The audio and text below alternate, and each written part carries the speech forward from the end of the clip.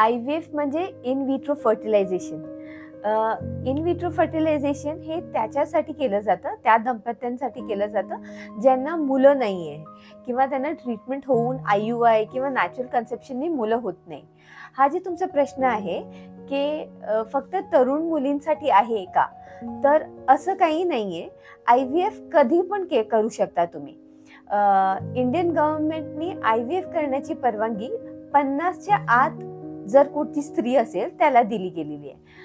आता ऑफकोर्स जेव्हा तुम्ही यंग असाल तेव्हा जर तुम्ही IVF केलात तर तुमचे रिझल्ट पण त्या हिशोबाने पॉझिटिव्हिटी जास्त चांगली येईल.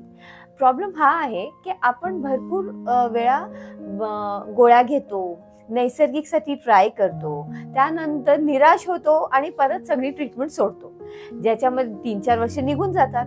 आणि असं करत करत बाय द एंड 35 इयर्सचे जेव्हा तुम्ही होता तेव्हा तुम्ही विचार करता की नाही आता काही करू शकत नाही, तर आता IVF करूया.